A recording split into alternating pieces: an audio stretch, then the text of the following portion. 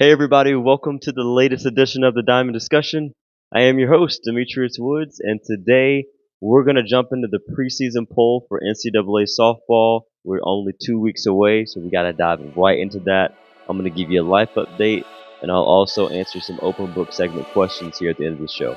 So with that being said, let's get it started.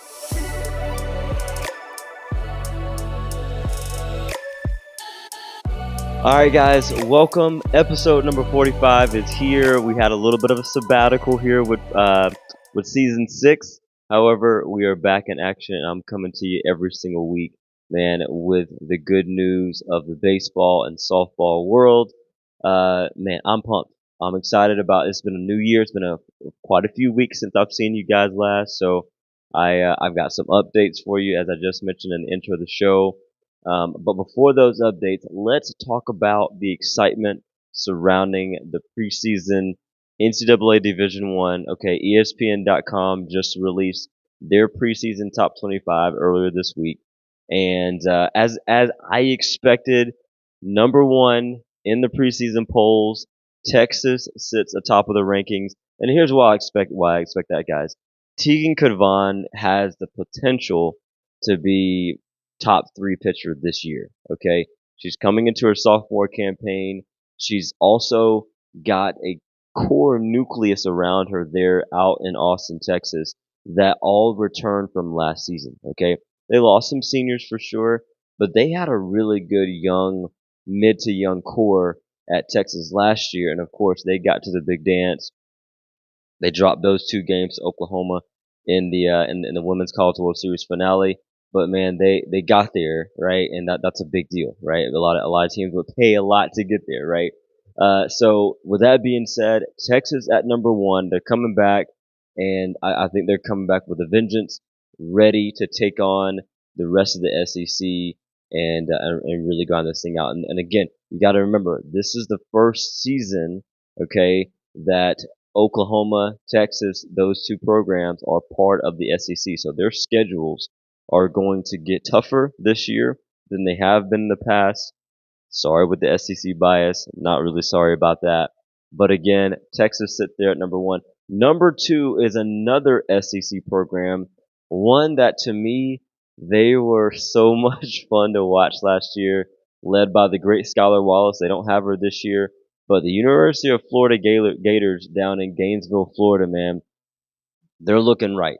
They're looking right. I know like I said, they lost Skylar Wallace. They lost Katie Kistler. They lost one of their catchers as well. However, man, I think they're going to be primed for an incredible year. They've got a tough schedule, much like most SEC programs do, but I think they'll be able to handle it. They also were very young. They were younger than Texas last year, and they got all the way into the Women's College World Series out in Oklahoma City. So they're right there. All right. The third team in the preseason poll rankings, the third SEC program in a row, might I add, is Big Bad Oklahoma, defending champions, multi-time defending champion Oklahoma, led by the great Patty Gasso. And here's the thing I think I find interesting about this. If you don't know much about the offseason or what took place this offseason, Oklahoma is truly in a rebuilding year. I'm very intrigued to see how Patty Gasso figures this thing out, because I don't know that they've had a rebuilding year like this in over a decade out there in Oklahoma. So again, I am intrigued to see what that looks like. If anybody can do it, Patty Gasso can do it, and I think this preseason ranking says a lot about Patty Gasso and that great coaching staff out there in Norman, because they're ranked top three and they're in a rebuilding year. Most programs, if they get into this situation where they are quote unquote rebuilding, you're not going to find them in the top three. You may not even find them in the top 25, let alone the top three. So shout out to Patty Gasso, man, and what they've got going on. And I'm excited to see the challenge that they're going to take on that comes with that. Now, to round out the top 10 here in the preseason. Now, again, guys, it's a preseason poll. This thing could shake up immediately, right? I mean, we got that tournament down in Clearwater, Florida, every single year. That invitational, you have some heavy hitters that go at it right away at the beginning of the season. We're going to talk about some of those matchups here in a couple of weeks, because that's going to start February 6th and 7th, I believe. is when that's going to kick off as well. There's another one down there the following weekend as well with some big hitters too. So again, that's going to be phenomenal. But let's talk about 4 through 10, or I'll give you 4 through 10 rather. Okay, so coming at number four, you got Oklahoma State, which they're another one where they rebuilt last year a little bit. They retooled last year. They're right back in the mix. I always love their jerseys, right? So anyway, Oklahoma State, little tangent there. Number five, Tennessee. Okay, I got no qualms, no arguments about them being at number five. Honestly, I would have put them above Oklahoma State right this second. UCLA at number six, Texas A&M at seven, Duke and LSU at 8 and 9, and then Texas Tech, which is the one that I expected to see early on in this preseason poll.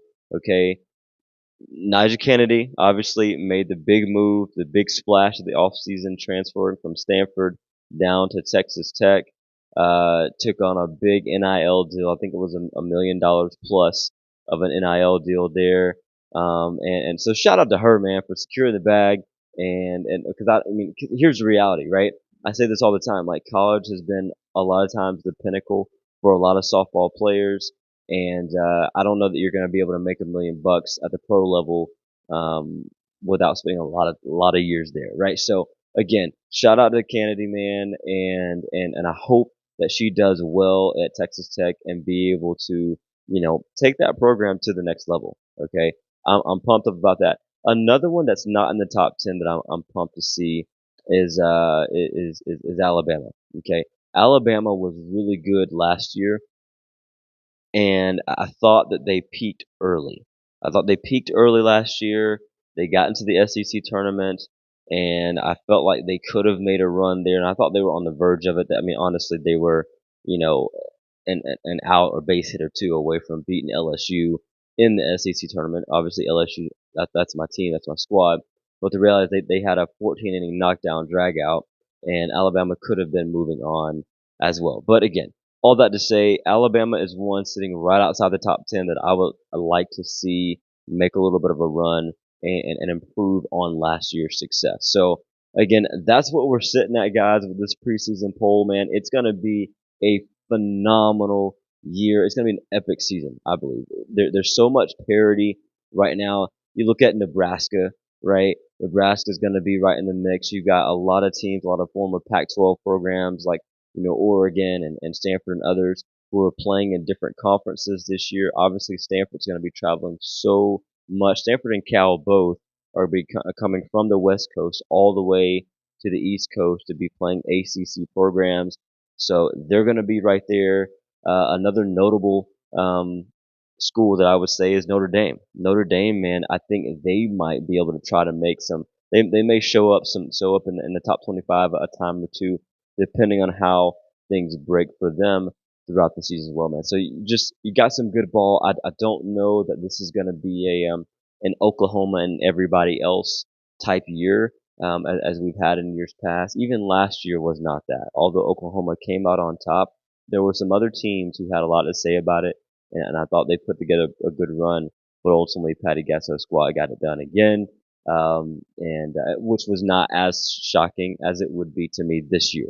Okay, so I'll say that. All right. So I hope y'all are pumped, man, because we got 2 weeks. 2 weeks. That's all we get.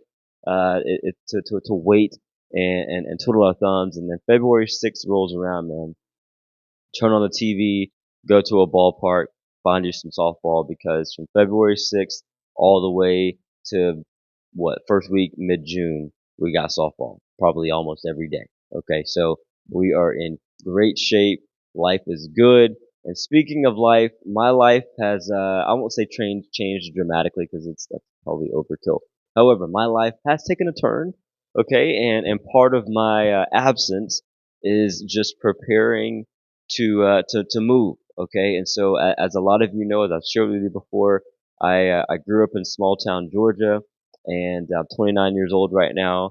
And outside of the 3 years that I spent in college at Georgia State University downtown Atlanta, I have lived in a great city that raised me, called Eatonton, Georgia, which is about halfway between Atlanta and Augusta.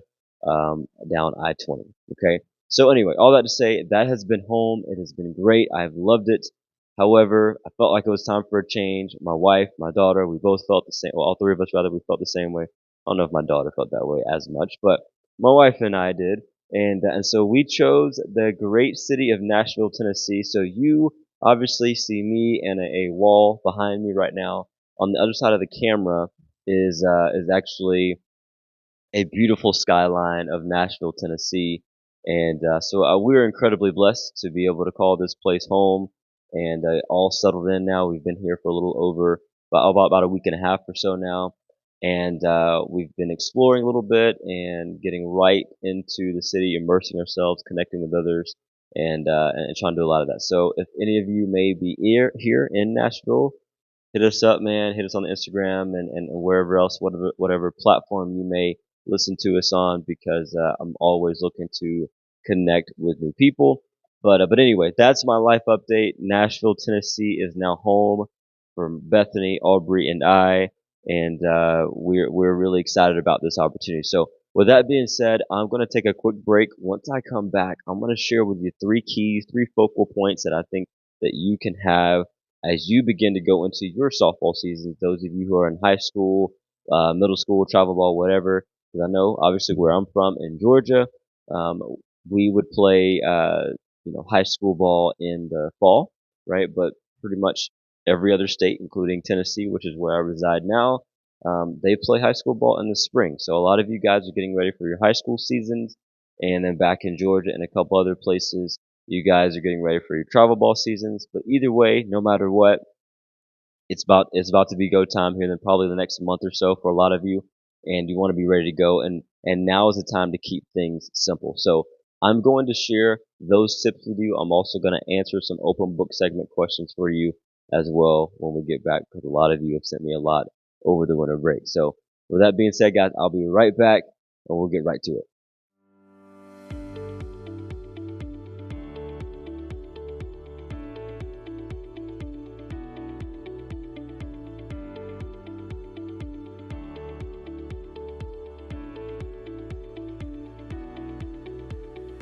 All right, guys, welcome back again here to the show. So, as promised, three practices, three focal points you can have as you enter your season.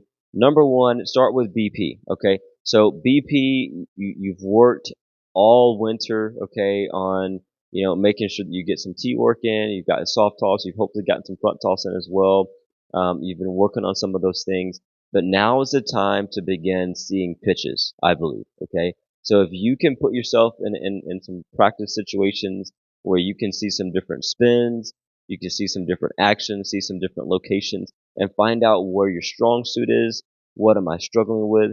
That can be off the pitching machine, that can be through front toss, right? And if you're lucky enough and fortunate enough to be able to see a live pitcher consistently like that, that will throw you some BP, do it, because I don't believe that would hurt you at all. Okay, so that would be my BP focus right now. See different pitches.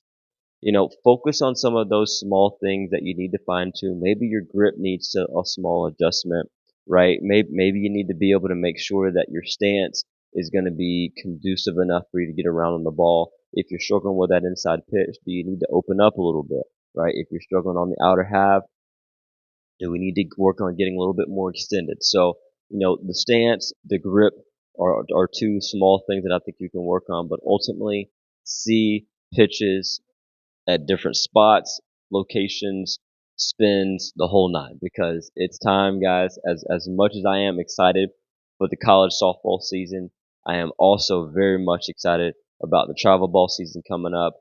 And so here's the thing. On that note, I'll go ahead and share with you guys. This will actually be my final season coaching my Elite Diamond softball program. It has been an incredible journey. So I'll wrap this thing up at 6.5 years once July rolls around. So I'll travel back and forth here from Nashville back down to Georgia to coach my ladies on the weekends. And then in mid-July, they're actually going to come up to me because there is a World Series here in Nashville. Actually, it's right up in Hendersonville, but it's Nashville area here where we'll wrap things up. We'll have our big diamond gala at the end of the year in July. and I'll wrap things up. So that's going to be kind of how that goes. A little tangent on that front.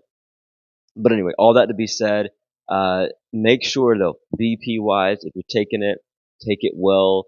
Make sure that you're videoing it, sending it to your instructors, sending it to your coaches. Heck, you can send it to me. I'll critique it. Doesn't matter. Whatever. Send it to somebody that cares. That's going to give you some input on what you need to be doing, and the small tweaks that you need to be making that maybe you can't see uh, with the naked eye. So anyway, BP. The second one is fielding. Okay, this is pretty obvious, right? Fielding is huge, right? If you without defense, you don't have a game, right? You don't have a pitcher, if you don't have a catcher, if you don't have a defense of 7 players behind your pitcher and catcher, you got absolutely nothing. So if you're an infielder, you need to be working on the footwork, right? Fielding lateral movements right there, throwing from different arm slots. This is the time to work on those arm slots. Middle infielders especially, right? As you begin to work yourselves deep into the hole, left or right, or what have you, it's going to force you to throw from different slots. Start it now. Practice those slots now.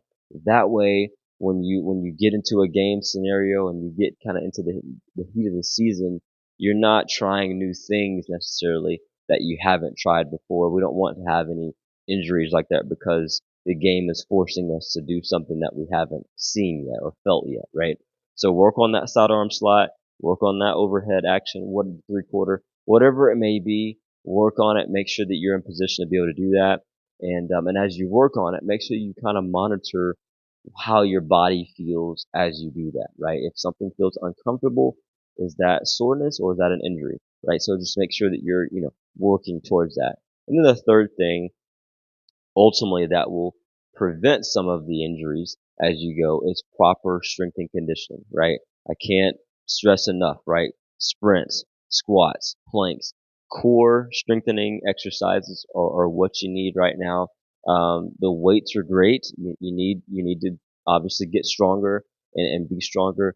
But as we kind of approach the season here, the lifting days may like you want to stagger those a little bit, right? You want to kind of work on some flexibility, do some yoga, do some core strengthening exercises, and maybe things that don't require a lot of weight more than your body weight. So that's what I would say on my 3 things: BP, fielding, and core strengthening are all 3 things that I feel like you can work on here as you begin to approach the last couple of weeks here of your preseason time. So those are my 3 tips.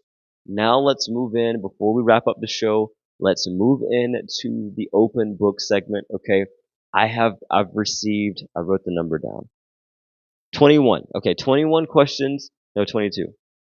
Okay, no, 21. I had a repeat. So 21 questions from 22 different people, that were sent to me between, I guess Christmas and now. Okay. So I'm going to do my best to get all of them because I think all of them were actually really great questions. I got no goofy ones in there. I got all legitimate ones, so I'm going to include them in the show over the next few weeks. If I can fit in more than 3 in a show, I promise I'll do that. But let's start today with a question from Jalen B. And this was actually one of the first ones I received right before Christmas. But Jalen says, "Will you give us more baseball topics this year?" And my quick and easy answer to that, Jalen, is yes, I absolutely will. So I will say that I am very, very big on the pro side of baseball. Of course, I'm diehard on the college softball side of things, but the pro side of baseball is a big piece for me.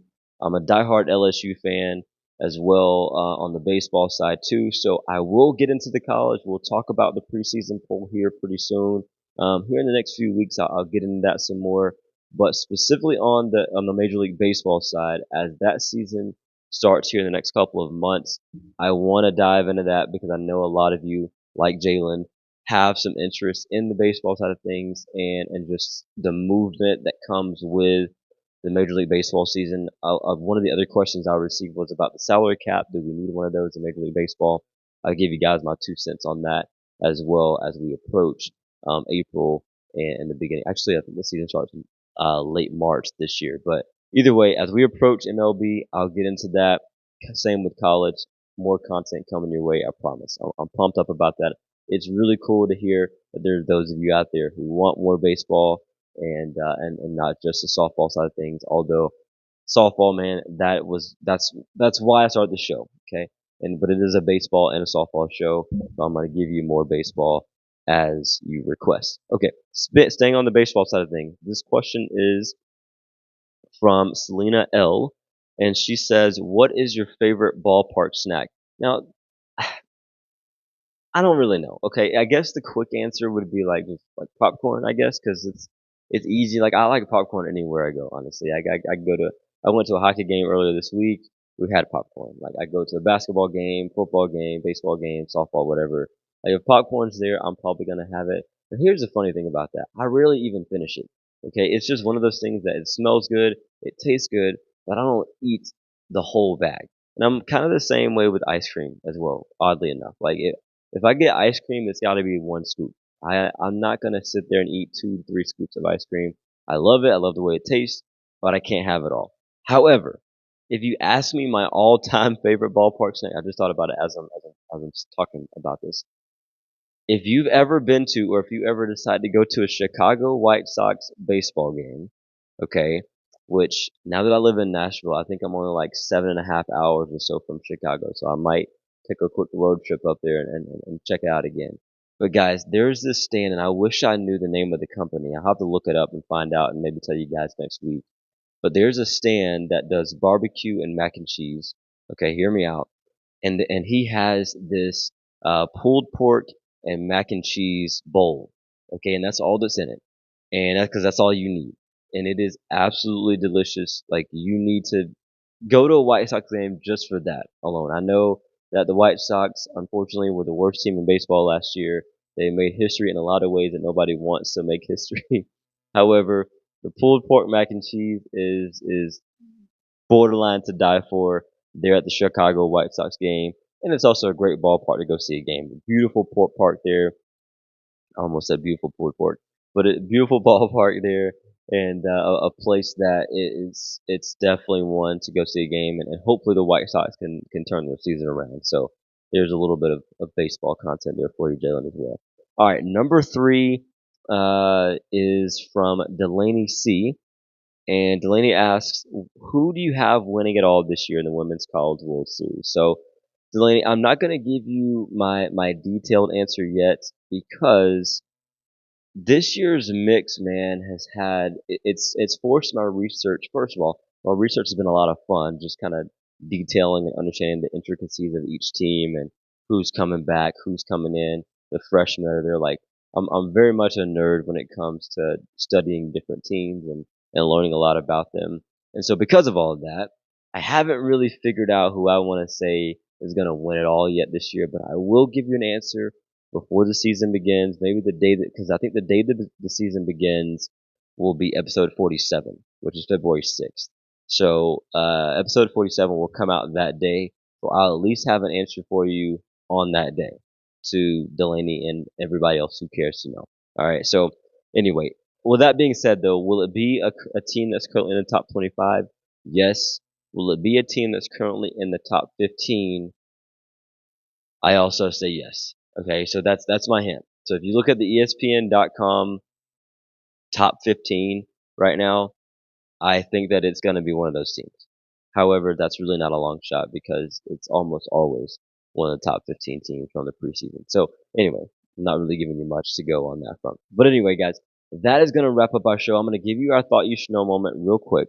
And the only thing I wanted to share with you is today is a day where I think usually gets to about 3 weeks, New Year's resolutions. Okay, because today's January 23rd. Okay, that this show is released. So whatever day you may be watching this, maybe you're watching this on January 23rd, 2025, or years later, or whatever. Okay, but regardless, we're 3 weeks into a new year right now, and this is usually the time where those New Year's resolutions begin to die off a little bit. Okay, I call them fads because that's all they are at times. And so my thought you should know moment is why not make that New Year's resolution an absolute habit? Something that you can take into February, beyond Valentine's Day, and get yourself into a routine because I believe that if you can do something for 30 days, 60 days, 90 days consecutively, then it can absolutely become a habit for you and something that you can feel good about. And now you can look back in December of this year and go, man, that New Year's resolution has stuck with me throughout the entire year. And you're going to find that throughout the year, you're going to fluctuate in consistency, and that's okay. But if, as long as it's in your brain and it's something that you're trying to be intentional about and you're actually making an effort to get it done, then I think it's worth it. And it's something that it's absolutely worth a challenge for you. So, because again, here's the thing. If you didn't feel like it was worth it, you wouldn't have put it on your New Year's resolution list, I would imagine. Okay. So anyway, now I'm done on that, guys. I'm done today with this show. I am going to go enjoy some more of Nashville. I don't really remember. I think I got to go grocery shopping and some other ins and outs. So maybe I'm not like going to enjoy the city itself. I got to go do some ins and outs. But guys, it has been a pleasure being back with you on the show. We've got multiple weeks, like I said at the onset, coming to you. So be prepared. If you don't follow us on Instagram, check us out there. We're on TikTok now that TikTok's back. That little mini vacation TikTok had from us earlier this week. It's back as well. So TikTok, Instagram, Facebook. Obviously, I'm on YouTube, Spotify, and Amazon Audible. So wherever you get your Diamond Discussion content, I am absolutely grateful for your viewership. If there's anything you want to hear me talk about, please DM us on Instagram or text me directly or wherever you may be able to contact us. But regardless, guys, I'm going to wrap this show up like we always do. So please let absolutely everything you do be done in love, because at the end of the day, that is truly what makes this world go round. Thank you guys so much for tuning in, and we'll catch you next time.